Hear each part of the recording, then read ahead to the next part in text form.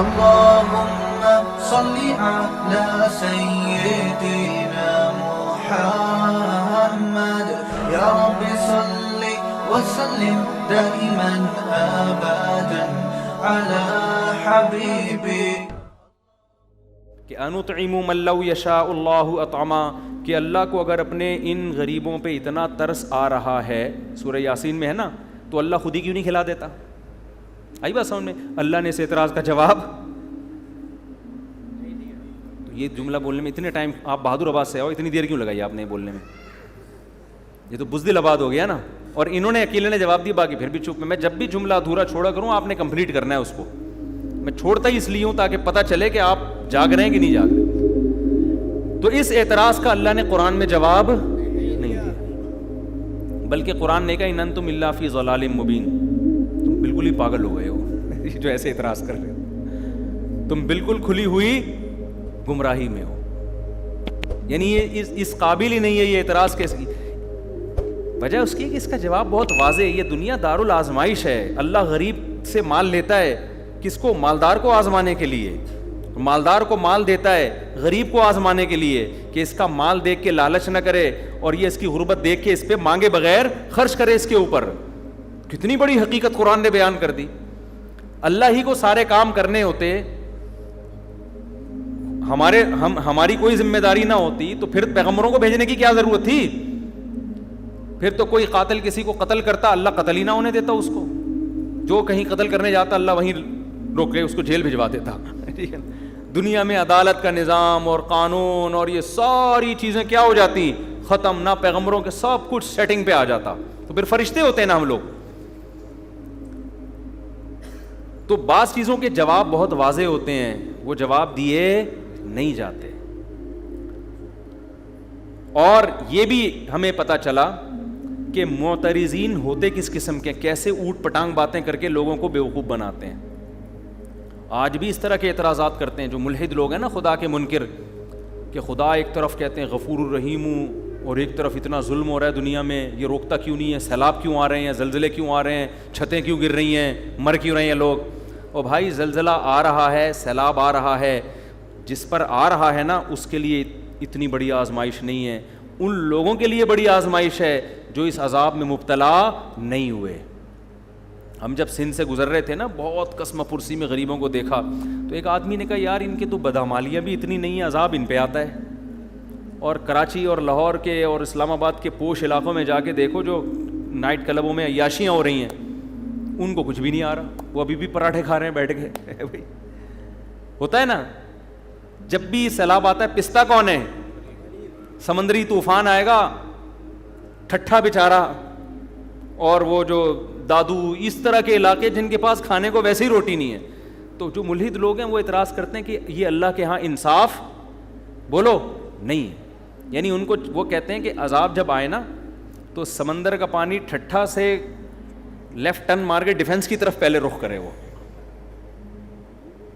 اور وہ جائے اسلام آباد کے نا، زلزلہ جب آئے یا کوئی سیلاب آئے تو دریا سندھ کا دریا الٹا چلتے ہوئے وہ اسلام آباد کے وہ جو کیا ہے یار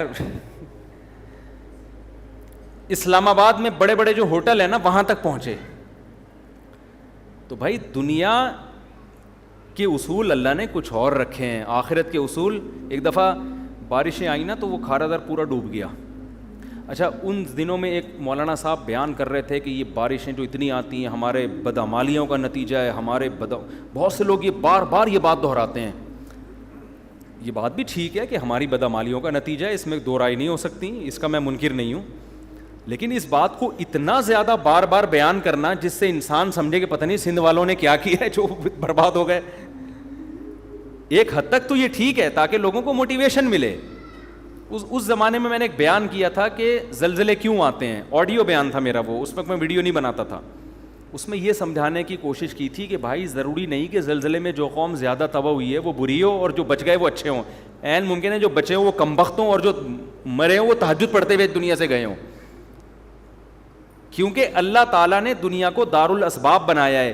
یہاں جب بھی کوئی عذاب آتا ہے نا، جب بھی کوئی عذاب آتا ہے تو وہ اسباب کے تحت آتا ہے. اب دیکھو بارش جب آئے گی طوفانی بارش ہوگی تو وہ اوپر کی طرف پانی جائے گا یا نیچے کی طرف آئے گا؟ اب اوپر نائٹ کلب ہے, عیاشی چل رہی ہے, شرابیں چل رہی ہیں, نیچے نشیبی علاقے میں تہجد پڑھ رہے ہیں سارے, تو پانی یہ تھوڑی کہ تہجد والوں کو دیکھ کے ٹن مارا اس نے بھائی وہ کہاں کو الٹا چلنا شروع ہو گیا, اس لیے کہ تو فطرت کے قانون کے خلاف ہے نا. اللہ تعالیٰ فطرت کو چینج تھوڑی کرتے ہیں.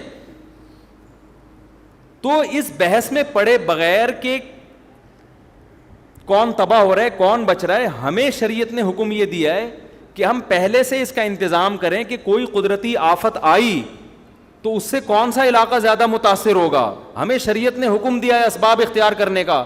کھارادر والوں سے میں کہتا ہوں, جب تمہیں پتا ہے کہ جب بھی کراچی میں بارش زیادہ آتی ہے کھارادر نیچے ہے تو تو ڈوبے گا نا وہ. تم چاہے تبلیغ میں چلے لگاؤ, تم 4 مہینے لگاؤ, پانی تمہارے یہاں ہی پہلے آئے گا. پانی کو اللہ نے یہ سمجھایا ہوا ہے کہ جہاں جگہ ملے نیچے کو کھسک جانا, یہ نہیں دیکھنا کہ وہ نماز پڑھ رہا ہے کہ گٹکا کھا رہا ہے بیٹھ کے.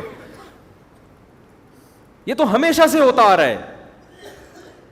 دیکھو عذابوں کی 2 قسمیں ہیں, خوب سمجھ لیں, یہ ٹاپک چلی پڑا ہے تو میں جلدی سے کمپلیٹ کر لوں. ایک عذاب وہ ہوتا ہے جس کے عذاب ہونے میں 2 رائے ہو نہیں سکتی ہیں, اس کو قدرتی آفت قرار دیا نہیں جا سکتا.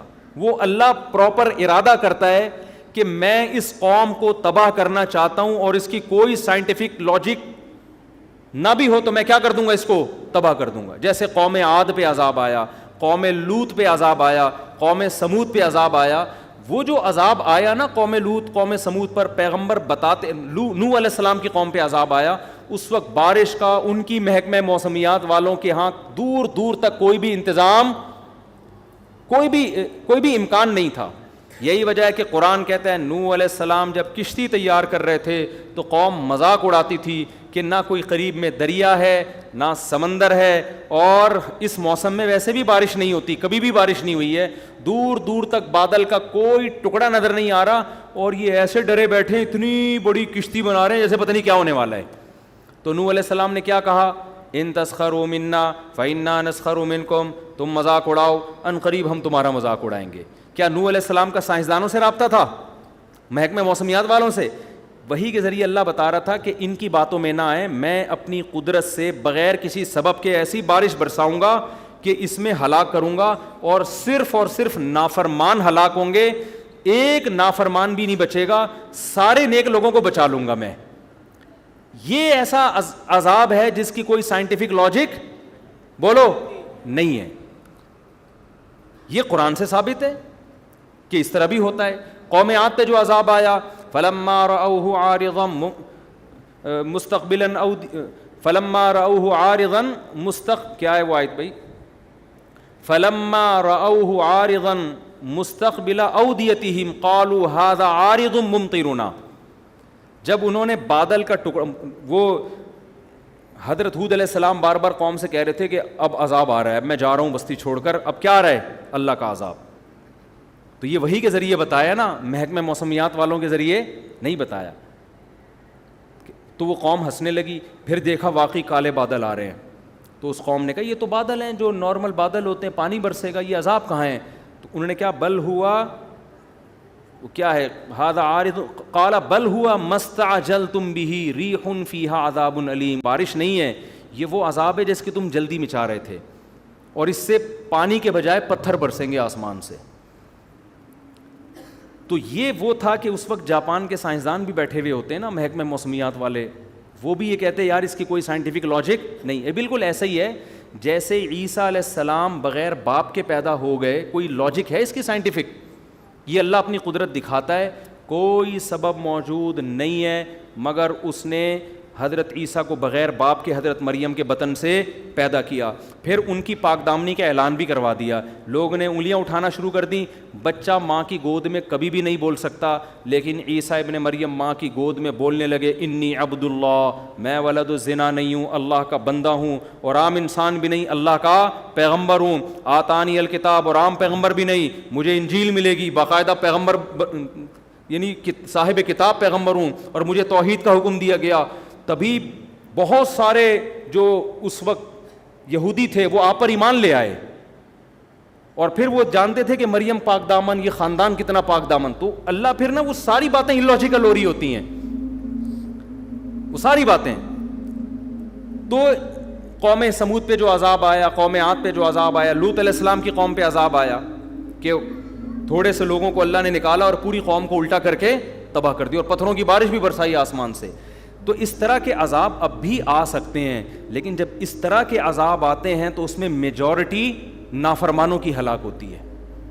جیسے یہاں جو ہلاک ہوئی نا, سارے نافرمان ہلاک ہوئے اور سارے نیک لوگوں کو اللہ نے بچا لیا. کچھ عذاب ایسے ہوتے ہیں جن کے بارے میں ہمارے لیے یہ دعویٰ کرنا کہ یہ واقعی عذاب ہے یا آزمائش ہے, یہ ہمارے لیے ممکن نہیں ہے. سمجھ میں آ رہی ہے بات؟ یہ وہ عذاب ہیں جن کی کوئی نہ کوئی لاجک ہوتی ہے, جو دنیا میں ہمیشہ سے آ رہے ہیں. حضرت عمر رضی اللہ تعالیٰ عنہ کے دور میں قحط پڑا ہے, شدید ترین قحط پڑ گیا. اتنا زبردست قحط پڑا کہ حضرت عمر نے چور کی سزا ہی ختم کر دی. سمجھ میں آ رہی ہے بات؟ کہ بھائی اگر ہم چور کا ہاتھ کاٹیں تو بھوک سے لوگ مر رہے ہیں, چوری نہیں کریں گے تو کیا کریں گے وہ؟ حالانکہ ہاتھ کاٹنے کا حکم کس نے دیا ہے؟ قرآن نے. کیا حضرت عمر قرآن کی آیت کا انکار کر سکتے ہیں؟ لیکن انہوں نے کہا نہیں بھائی اب یہ سزا جاری نہیں ہو سکتی, بھوک سے مر رہے ہیں. اس دور میں اگر کوئی یہ کہے کہ یار یہ جو قحط پڑا یہ لوگوں کے گناہوں کا عذاب, او بھائی تاریخ میں اس جیسی عادلانہ حکومت اور اس جیسے پرہیزگار لوگ دنیا میں وجود میں اب تک نہ اس سے پہلے نہ اس کے بعد کبھی وجود میں آئے ہیں. لیکن پھر بھی قحط پڑا ہے کہ نہیں پڑا؟ اس دور میں کوئی کہہ دیتا یہ خدا کا عذاب ہے نافرمانی پر, تو یہ عذاب نہیں ہے, یہ کیا ہے؟ یہ آزمائش ہے. اب سوال پیدا ہو تو اللہ کو کیا ضرورت تھی لوگوں کو آزمائش میں ڈالنے کی؟ تو بھائی اللہ کی باتیں کس سے پوچھی جائیں گی؟ اللہ سے پوچھی جائیں گی نا. اللہ جو کام کرتا ہے لا یسأل عما یفعل, قرآن میں اللہ نے بتا دیا میں جو کروں گا مجھ سے نہیں پوچھا جائے گا میں کیوں کر رہا ہوں, تم جو بھی کرو گے تم سے پوچھا جائے گا. اب اللہ نے سیلاب بھیج دیا نا, یہ اللہ نے بھیجا ہے, اللہ سے نہیں پوچھا جائے گا اللہ کیوں بھیجا. ہم سے پوچھا جائے گا جب آ گیا اتنے لوگ مر گئے تم نے مدد کیوں نہیں کی ان کی, یہ ہم سے پوچھا جائے گا کہ تم نے اپنی. اگر کوئی کہے کہ اللہ نے کوئی سندھ کی عوام پہ اتنا ترس آ رہا تھا تو اتنا بڑا عذاب بھیجا کیوں اللہ نے, تو اس کا مطلب آپ سوال کس سے کر رہے ہو؟ اللہ سے کر رہے ہو.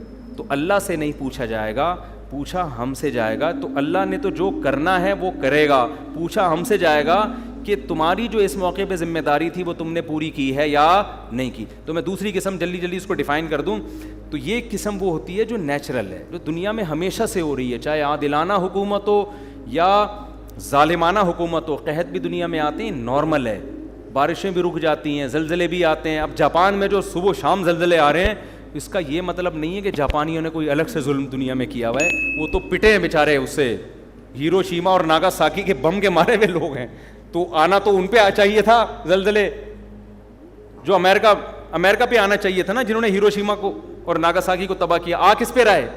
اب وہ قیامت کے دن اللہ سے کہیں اللہ ٹھیک ہے ہم کافر تھے, ہم چینگ پونگ کرتے تھے, لیکن ہم تو آدھی سزا تو ہمیں دنیا میں ہی مل گئی تھی ہیروشیما اور ناگاساکی پہ, تو پھر بھی عذاب آ رہے ہیں. تو ہم کیا کہیں گے بھائی جو پہاڑی علاقہ ہے اس میں زلزلے زیادہ آتے ہیں. سوات مردان میں زلزلے زیادہ آتے ہیں, کراچی میں کم آتے ہیں. بدماشیاں کراچی میں زیادہ ہیں, سوات مردان میں کیا ہیں کم ہے. لاہور میں تو ماشاءاللہ کوئی لاہوری بیٹھے ہو تو پیشگی معذرت, سب سے کم زلزلے کہاں آتے ہیں؟ میرے خیال ہے لاہور میں آتے ہیں.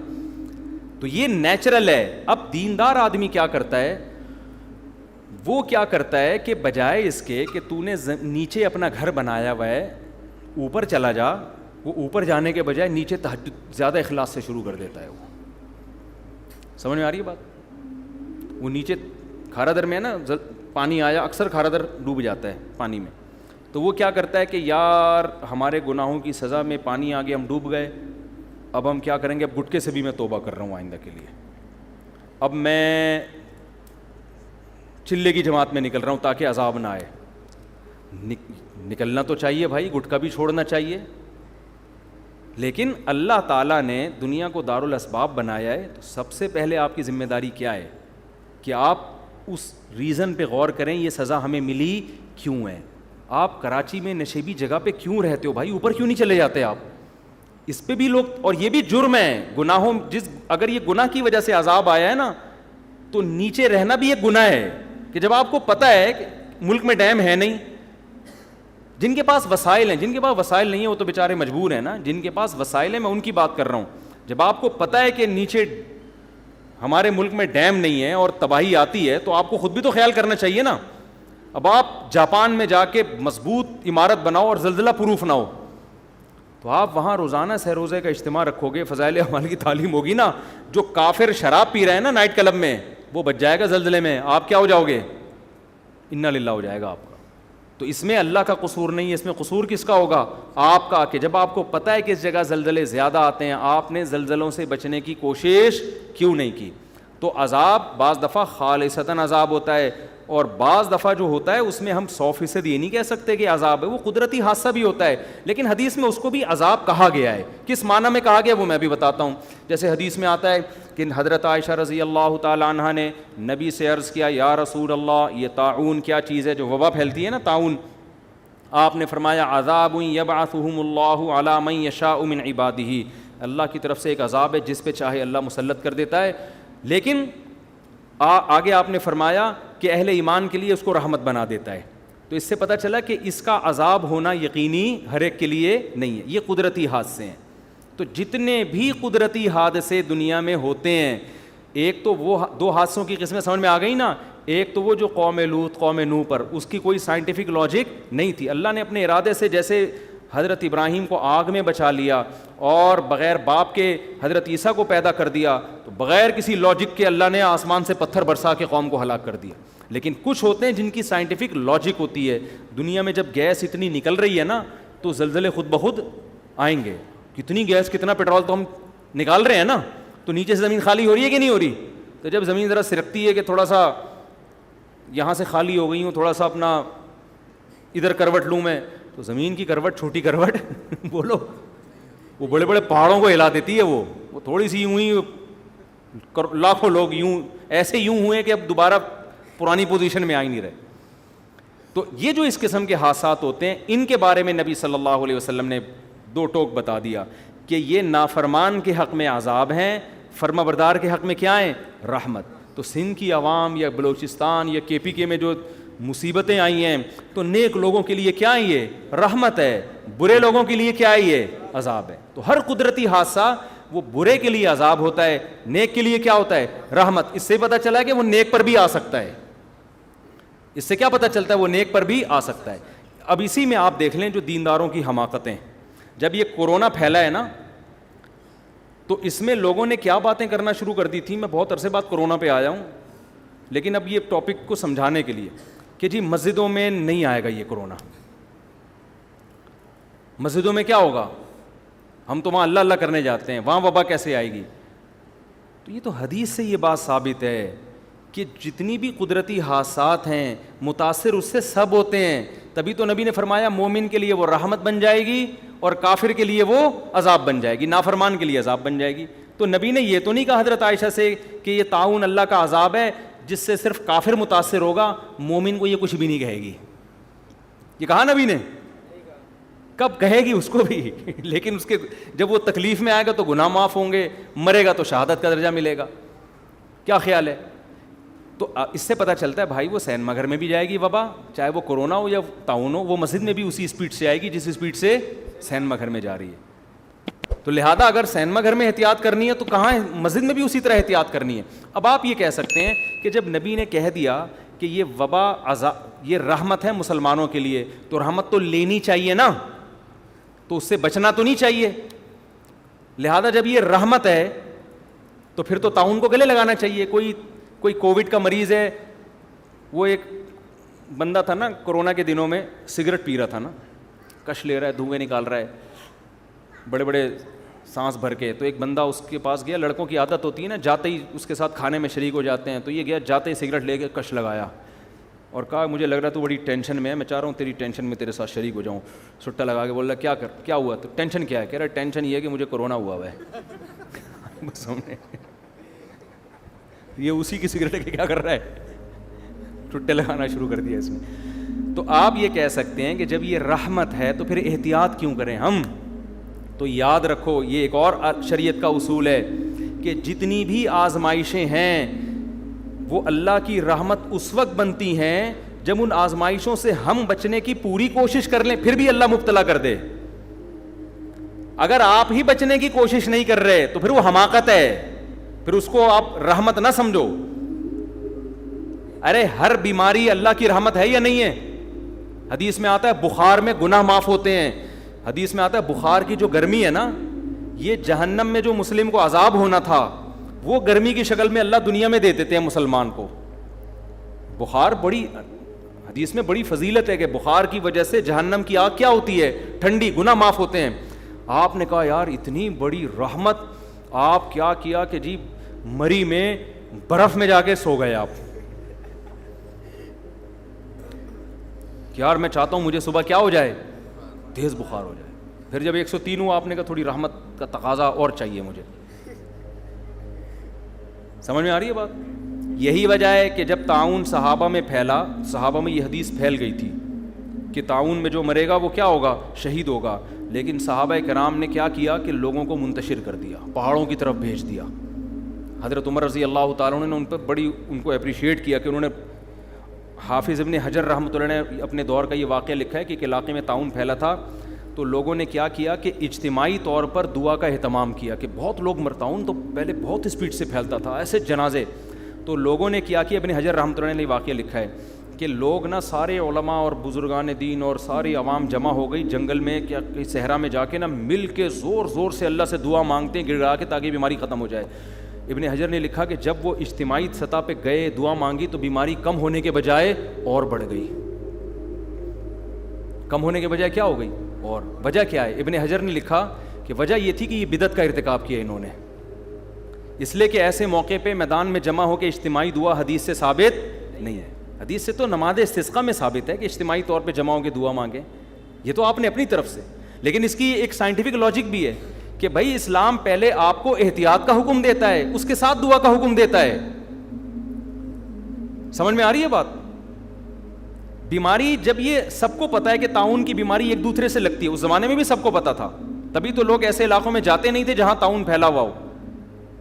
تو جب یہ ایک دوسرے سے لگتی ہے تو آپ جب جنگل میں صحرا میں سارے اکٹھے ہو جاؤ گے تو طاعون کے جراثیم یہ نہیں دیکھیں گے کہ کس کام کے, آپ فلم دیکھنے کے لیے اکٹھے ہو یا تہجد کے لیے اکٹھے ہو. جرثوم وائرس پہ کوئی فرق نہیں پڑتا. تو آپ اسباب اختیار نہیں کر رہے, جبکہ شریعت ہمیں کسی بھی کام میں کامیابی کے لیے سب سے پہلے اسباب اور پھر اللہ سے دعا. جو بعض لوگ کہتے ہیں نا سب سے پہلے دعا پھر اسباب, ان کا بھی ایک صحیح مطلب ہے. ان کا مطلب ہے کہ اسباب سے بچنے کا اہتمام تو کرنا ہے, فوراً دعا بھی شروع کر دینی ہے, لیکن اسباب کو بھی بھرپور طریقے سے اختیار کرنا ہے.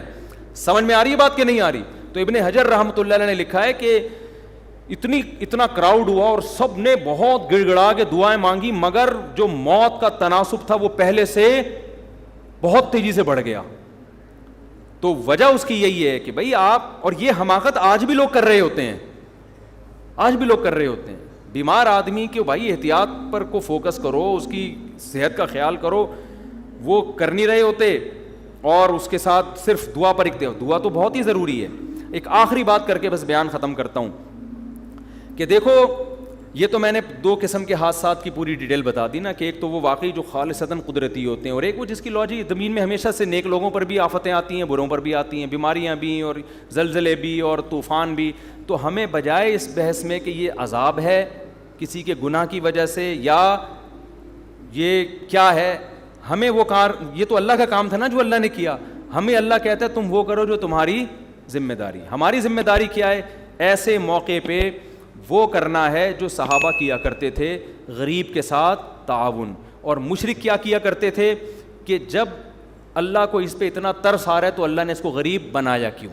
تو وہ آج بھی کہہ سکتا ہے مشرک کہ اگر اللہ ہم سے کہہ رہا ہے کہ سیلاب زدگان کی مدد کرو تو اللہ کو اتنا ان پہ ترس آ رہا ہے تو سیلاب بھیجا کیوں, ٹھیک ہے نا, اللہ نے زلزلہ ڈالا کیوں. تو اللہ کہے گا جو میرا کام ہے بھائی وہ میں کروں گا, جو تمہارا کام ہے کس نے کرنا ہے؟ تم نے. اور یہ بھی ذہن میں رکھو کہ عذاب یہ جو قدرتی آتے ہیں نا, یہ بھی بعض دفعہ خالصتاً عذاب بھی ہوتے ہیں. اس کی وجہ یہ ہوتی ہے کہ آپ نے اس سے بچنے کا اہتمام نہیں کیا ہوتا. ہمارے ملک میں ہمارے حکمرانوں نے ڈیم بنانے کا اہتمام نہیں کیا. جب بھی ڈیم بنانے کی کوشش کی گئی ہے عوام نے رکاوٹ ڈالی ہے, بیوقوف عوام نے, جو آپ کے علاوہ کی بات کر رہا ہوں میں. نوشہرہ کے بارے میں بات کی گئی تھی جی, کالا باغ ڈیم بن گیا تو نوشہرہ ہلاک ہو جائے گا, ڈوب جائے گا. حالانکہ وہ ڈیم نہیں بنا تو نوشہرہ کیا ہو گیا ہے؟ ڈوب گیا ہے. لیکن ہمارے پبلک میں سینس بولو نہیں ہے. تو یہ اب یہ اللہ کا, یہ تو قدرتی آفت بھی نہیں ہوئی نا, یہ تو ہماری اپنی یہ تو ایسے جیسے مری کے برف خانے میں جا کے لیٹ گئے آپ, ٹھیک ہے نا, اور کہ نیچرل ہے بیمار ہونا, بخار ہونا. بھائی نیچرل جب ہوتا ہے جب آپ کے گھر میں وائرس داخل ہوتا, آپ تو خود برف میں نہا رہے ہو اور ٹھنڈے پانی سے نہا رہے ہو برف میں جا کے آپ. تو یہ تو حماقت ہے. تو دنیا میں ہر جگہ, امریکہ میں اس سے زیادہ بارشیں ہوتی ہیں, وہاں کیوں نہیں ہوتا؟ تو ہم نے تو کوئی انتظام. اور ایک فلسفی کا بیان آیا تھا کچھ دن پہلے کہ ہمارے ملک میں ڈیم ہے نہیں اور یہ مولوی لوگ بچے پیدا کرنے کی ترغیبیں دے رہے ہیں. کچھ دن پہلے ان کا بیان آیا, ڈیم ہے نہیں, پانی ہے نہیں اور بچے پیدا کرنے کی. میں نے کہا اس پاگل کو دیکھو, ابھی بھی کہہ رہے ہیں ہمارے ملک میں پانی نہیں ہے. کوئی ایک بچہ بتاؤ جو پانی کی کمی سے ہلاک ہوا ہو. فضول قسم کے, پاگل قسم کے لوگ اللہ نے ہم پہ مسلط. یہ ہمارے وہ ہیں جو بڑے بڑے اسکالرز ہیں, فلسفی ہیں. اور خدا کے بندے, تو اس کو ایک ہی تو نعمت ملی ہوئی ہے, نسل بھی روک دیں گے تو بچے گا کیا ہمارے پاس؟ اتنا پانی زمین کی رگوں میں سیلاب میں داخل ہوا ہے نا کہ نکالتے نکالتے تھک جاؤ, یہ ختم ہونے والا نہیں ہے. وہ جو چیف جسٹس کا بیان آیا تھا نا پرانا, کہ اتنے لیٹر پانی روزانہ ہم زمین سے نکال رہے ہیں اور بچوں کی اسپیڈ بہت تیزی سے ہے اور اتنا پانی ختم ہو رہا ہے. میں نے اس پر بیان دیا تھا, یہ پانی نکلنے کی اسپیڈ تو بتا رہے ہیں, زمین میں پانی جا کتنا رہا ہے اس پہ انہوں نے کوئی رپورٹ پیش کی نہیں ہے. بے وقوفوں والے کام کر رہے ہو یار تم. ہمارے حکمرانوں کی اللہ معاف فرمائے ابھی حالت پتہ ہے کیا ہے, کہ یورپ اور امریکہ کی وفاداری میں ان سے بھی 2 ہاتھ آگے نکل گئے. وہ بھی کہہ رہے ہیں یار اتنے ماڈرن تو ہم نہیں ہوئے جتنے تم ہو گئے ہو, ایسی باتیں تو ہم نہیں کرتے جیسی تم کر رہے ہو, یہ دلائل تو ہم نہیں دیتے جو دلائل تم دے رہے ہو. میرے بیان پہ کسی نے کمنٹس کیے ہوئے تھے کہ مولوی بچے پیدا کرنے کی ترغیب دے رہا ہے اور اس وقت دنیا میں سب سے بڑا مسئلہ ہی آبادی کا بڑھنا ہے. بھائی یہ باتیں انگریز نہیں کر رہا, انگریز سے پوچھو گے, وہ یونائٹڈ نیشن کی رپورٹ ہے کہ اس وقت دنیا میں آبادی کا ریشو خطرناک حد تک گر گیا ہے. سالوں کے پاس نہ کمبختوں کے پاس کوئی رپورٹ ہے, نہ گورے کا پتہ کہ وہ کہہ کیا رہا ہے, اور بیٹھ کے پھر بس مولوی کا بیان آ گیا نا تو سمجھتے ہیں دقیانوسی پر مبنی ہوگا. یونائٹڈ نیشن کی رپورٹ ہے یہ BBC میں شائع ہو, میں نے خود پڑھی ہے کہ بچوں کی جو گروتھ ریشو ہے نا وہ خطرناک حد تک گر گیا ہے. دیکھو آپ, یہ نہیں دیکھا جاتا دنیا میں آبادی کتنی ہے, یہ دیکھا جاتا ہے گروتھ ریشو کتنا ہے. وجہ اس کی یہ کہ دنیا میں ایک اسٹیبل لائف کے لیے بوڑھوں کا اتنا ریشو, اس کے مقابلے میں جوانوں کا اس سے ڈبل کم از کم ریشو ہونا چاہیے کم سے کم, تاکہ وہ بوڑھے قوم پہ بوجھ نہ بنے. اب ریشو جو دنیا جس طرف جا رہی ہے نا, بوڑھوں کا بڑھتا جا رہا ہے, جوانوں کا یا تو کم ہو رہا ہے یا اتنا ہی ہے. یہ اوور آل دنیا کو دیکھا جائے تو یہ تباہی کی طرف جا رہی ہے. تبھی تو امریکہ, کینیڈا اور اتنے بڑے بڑے ملکوں میں بچوں کے پیدا کرنے پر کوئی پابندی نہیں ہے, وہ تو پیسے دے رہے ہیں یار. آسٹریلیا میں بچہ پیدا کرنے پر پیسے ملتے تھے, تو پاکستانیوں نے اس کے علاوہ سارے کام چھوڑ دیے وہاں جا کے. تو آسٹریلیا نے ایک لا چینج کر لیا کہ یار یہ کمبخت تو آگے کچھ کر ہی نہیں رہے سوائے بچے پیدا کرنے کے. تو میں جب آسٹریلیا گیا, میں نے ان کو کہا کہ بھائی آپ نے گورنمنٹ نے الاؤنس دینا بند کر دیے, تو اس سے آپ کی اسپیڈ پہ فرق نہیں آنا چاہیے. آپ دوسرا کام بھی کریں لیکن اسپیڈ آپ وہی رکھیں جو آپ کی ماضی میں تھی, ٹھیک ہے. اسپیڈ کیوں, اتنا بڑا کنٹری ہے آسٹریلیا, برساتی مینڈکوں کی طرح بھی بچے پیدا ہوں بھرنے والا نہیں ہے. 5 گھنٹے تو ایک شہر سے دوسرے شہر جانے میں لگتے ہیں. بلوچستان جا کے دیکھ لو یار, اسپیس ہی اسپیس ہے. اور یہ کہہ رہے ہیں ملک میں جگہ جنگل وہ جگہ نہیں ہے, اسپیس کم ہے.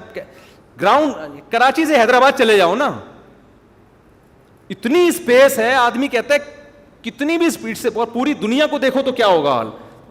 بالکل ان کو صرف مولویوں سے نفرت ہے, یہ سمجھتے ہیں مولوی پڑھے لکھے نہیں ہیں, ان کو معلومات نہیں ہے. بھائی جو چیز مشاہدے سے نظر آ رہی ہے اس میں کیا آپ کو کیلکولیشن کرنے کی ضرورت ہے؟ تو فضول قسم کی باتیں.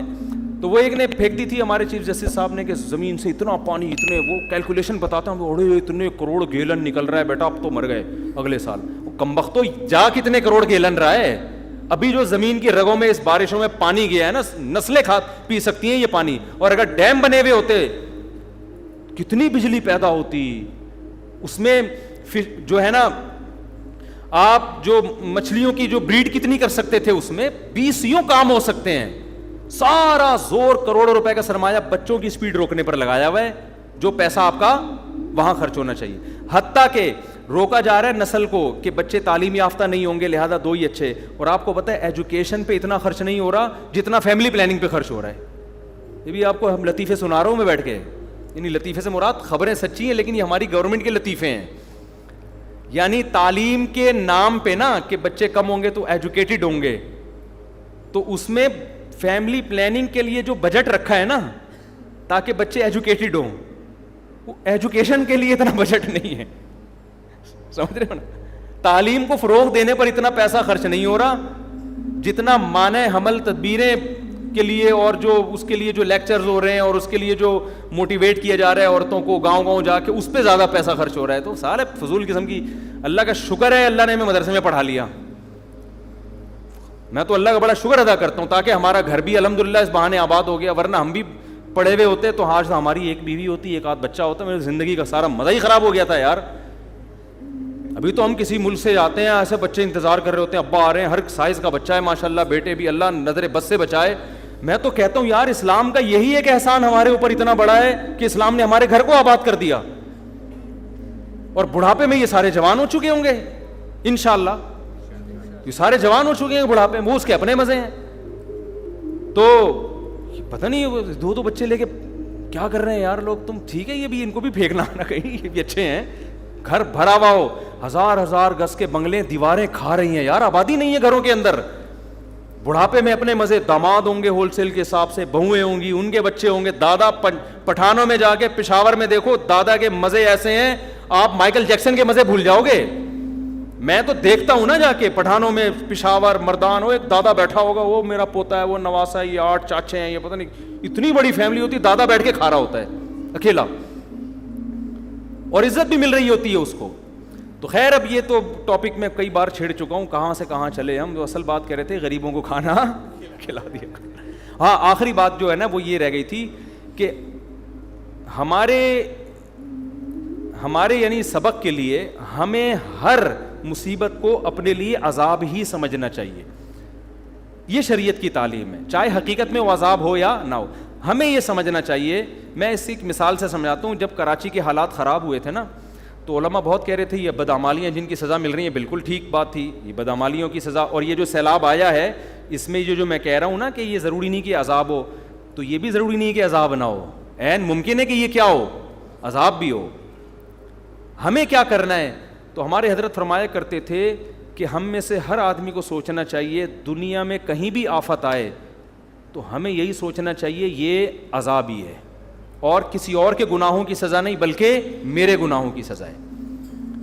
یہ اللہ ہم سے چاہتا ہے کہ بے شک وہ کسی اور کے گناہ کی سزا ہے یا سزا نہیں بھی, یہ قدرتی حادثہ ہے, لیکن جس کے دل میں اللہ کا خوف ہوتا ہے وہ یہ سمجھتا ہے کہ یہ عذاب ہی ہے اور یہ میرے گناہوں کی وجہ سے, وہ اپنے گناہوں کا استحضار کرتا ہے. دیکھو نبی سے بڑھ کر دنیا میں کوئی ہو سکتا ہے؟ حدیث میں آتا ہے جب بھی مدینہ میں گہرے بادل آتے تھے آپ صلی اللہ علیہ وسلم خوف زدہ ہو جاتے اور مسجد میں جا کے دعائیں مانگنا شروع کر دیتے. حالانکہ گہرے بادل آنا کیا ہے, نیچرل ہے, اور نبی سے تو کوئی گناہ ہوتا ہی نہیں ہے, لیکن جس کے دل میں تقوی اللہ کا خوف ہوتا ہے نا وہ تو نبی یہی سمجھتے تھے. پھر نبی جا کے دعا مانگتے, اے اللہ تو نے مجھ سے وعدہ کیا ہے کہ جب تک میں ان کے درمیان موجود ہوں تیرا عذاب نہیں آئے گا. حالانکہ مدینہ میں تو اب بھی بادل آتے ہیں. تو اس سے پتہ چلتا ہے کہ جس کے دل میں خوف ہوتا ہے بھائی وہ تو ہر مصیبت کو اپنے گناہ کی سزا سمجھتے. تو سمجھنا ہمیں, یہ تو میں نے ایک نالج کے لیے ایک پورا بیان کیا. جب کراچی کے حالات خراب ہوئے تھے, بہت قتل و غارت ہو رہا تھا, حضرت بار بار ہمیں نصیحت کرتے تھے کہ دیکھو یہ گناہوں کا عذاب ہے جو کہ کسی اور کے گناہوں کا عذاب. اپنے بارے میں انسان خوش فہمی میں مبتلا ہو جاتا ہے, میں تو بڑا نیک ہوں, میں تو تہجد گزار ہوں, میں تو نمازی ہوں, میں تو حاجی ہوں, میں تو یہ ہوں. فرمایا سمجھو یہ میرے گناہوں کا عذاب ہے. تو حضرت کہتے ہیں میں یہ سمجھتا ہوں مجھ سے کوئی کوتاہی ہوئی ہے جس کا یہ عذاب ہے. تو استحضار ہم سب کو یہی کرنا چاہیے. کچھ بھی آفت آ رہی ہے اپنے گریبان میں جھانکے بھائی شاید یہ میرے سے کوئی غلطی ہوئی ہے جس کا یہ عذاب. اگر کوئی عالم بہت نیک ہے, کوئی گناہ نہیں ہو رہا اس سے, وہ یہ سمجھے میں تبلیغ میں کوتاہی کر رہا ہوں, جتنا میرے ذمے تھا حق بیان کرنا میں اتنا حق بیان نہیں کر رہا جس کی وجہ سے یہ عذاب ہے. تو سمجھنا ہم سب کو یہی چاہیے کہ یہ میرے گناہوں کی سزا ہے, لہذا اللہ سے توبہ اور استغفار کرنا چاہیے. اس کا فائدہ کیا ہوگا؟ اگر یہ واقعی آپ کی گناہوں کی سزا ہے توبہ استغفار سے معاف ہوگی, نہیں ہے تو توبہ استغفار کرنے پہ کوئی ٹیکس لگتا ہے کیا؟ آپ کے درجات کیا ہو جائیں گے؟ بلند ہو جائیں گے, اللہ کی نظر میں مقام بڑھ جائے گا, اللہ کہے گا سزا اس کو ملی ہے, گناہ اس کے تھے, اور یہ بندہ میرے کتنا خوف رکھتا ہے کہ یہ سمجھ رہا ہے کہ یہ میرے گناہوں کی, اس سے اللہ کا قرب آپ کو کیا ملے گا, اور زیادہ ملے گا. اللہ تعالیٰ سمجھنے کی, عمل کی توفیق عطا فرمائے.